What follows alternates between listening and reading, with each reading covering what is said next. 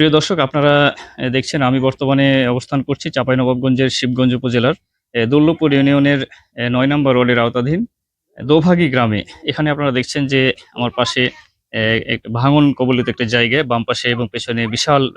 সর্বনাশা পদ্মা নদী এবং এখানে কিছু জিও ব্যাগ ভর্তি বালি ফেলা হয়েছে। দর্শক, আমি আজকে এখানে এসে স্থানীয় যারা ভুক্তভোগী রয়েছেন ভাঙন কবলিত এলাকার মানুষদের সাথে কথা বলে যতটুকু জানতে পারলাম, তারা বলছেন যে দীর্ঘদিন যাবৎ আসলে এই যে ভাঙন কবলিত এলাকাটা ভাঙন কবলিত রয়ে গেছে, এটা নিয়ে স্থানীয় প্রশাসন বা সরকারের পক্ষ থেকে আসলে তেমন কোনো উদ্যোগ এখন পর্যন্ত নেওয়া হয়নি, যার ফলে এই এলাকার হাজার হাজার বিঘা জমি ইতিমধ্যেই পদ্মা নদীতে বিলীন হয়ে গেছে। হাজার হাজার পরিবার গৃহহীন হয়ে বাড়ি ছাড়া হয়ে তারা এই বাড়িঘর ভেঙে নিয়ে বিভিন্ন এলাকায় মাথা গোঁজার ঠাঁই হয়তো কোনোভাবে করেছেন, এখনো অনেকে করতে পারেননি। দীর্ঘদিন থেকে তারা বিভিন্ন ফসল উৎপাদন করার পরে দেখা যাচ্ছে উৎপাদিত ফসল ঘরে তোলার আগেই নদীর পানিতে বিলীন হয়ে যাচ্ছে। এত দুঃখ কষ্ট নিয়ে অত্র এলাকাবাসী আমাদেরকে যতটুকু জানিয়েছেন যে এই এলাকা আসলে অবহেলিত। এখানে যেই পরিমাণে সরকারের যতটুকু গুরুত্ব দেওয়া দরকার এই বিশাল এই জনগোষ্ঠীর প্রতি, আসলে সরকারের পক্ষ থেকে এখন পর্যন্ত অদ্যাবধি কোনো ধরনের সেরকম দৃষ্টান্তমূলক কোনো উদ্যোগ সরকারের পক্ষ থেকে নেওয়া হয়নি। তারা যতটুকু জানিয়েছেন যে নাম সর্বস্ব এবং মানহীন কাজের মাধ্যমে প্রতি বছর হয়তো যে এলাকাগুলো ভেঙে যায় এখানে গুটি কয়েক বালি ভর্তি জিও ব্যাগ ফেলেই আসলে সরকার এখান থেকে দায়মুক্ত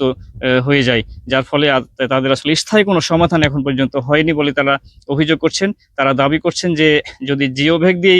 ব্যাগ দিয়ে অন্তত সাময়িকভাবে বাঁধ রোধ করতে হয়, তাহলে এখানে যে মনোহরপুর থেকে এই পাঁকা ইউনিয়নের বগলাওয়াড়ি পর্যন্ত যে প্রায় 10 কিলোমিটার ভাঙন কবলিত জায়গা রয়েছে, এই 10 কিলোমিটারে যদি আসলে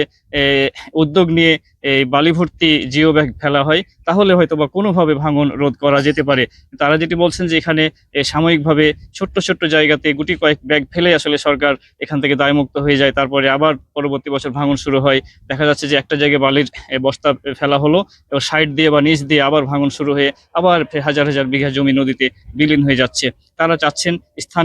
স্থায়ীভাবে যাতে এখানে বাঁধ নির্মাণ হয়। ইতিমধ্যেই স্থায়ী বাঁধ নির্মাণের একটা তারা আশ্বস্ত হয়েছিলেন সরকারের পক্ষ থেকে যে বাঁধ নির্মাণ হতে যাচ্ছে, কিন্তু এই হতে যাচ্ছে বলে আসলে কয়েক বছর চলে গেছে এবং সামনে কত বছর যাবে তারা এখনো বুঝতে পারছেন না। এজন্য স্থানীয় প্রশাসনের মাধ্যমে তারা সরকারের কাছে দাবি করছেন যে আসলে আদৌ বাঁধ নির্মাণ হবে কিনা বা কখন হবে। যদি বাঁধ নির্মাণের প্রকল্প এসেই থাকে তাহলে অবশ্যই যেন খুব দ্রুত স্থায়ী বাঁধ নির্মাণের মাধ্যমে অত্র এলাকার শিবগঞ্জের যে মোনাগসার কিছু এলাকা, দুর্লভপুরের কিছু এলাকা, পাকা ইউনিয়নের উজিরপুর, এই 4টি ইউনিয়নের যে বিশাল একটা ভাঙন কবলিত এলাকা, এই বিশাল এলাকাকে সংরক্ষণ এবং তাদেরকে ভাঙনের কবল থেকে বাঁচানোর জন্য যে স্থায়ী বাঁধ নির্মাণটা যাতে খুব দ্রুতই বাস্তবায়ন করা হয়, এই বিষয়ে স্থানীয়রা ভুক্তভোগী মানুষ অনেক দুঃখ কষ্টের সাথে তারা সরকারের কাছে জোরালো দাবি জানিয়েছেন যাতে যে কোনো মূল্যে স্থায়ী বাঁধ নির্মাণের কাজটি খুব দ্রুত তারা দেখতে পারেন এবং দৃশ্যমান হয় এই এলাকা থেকে।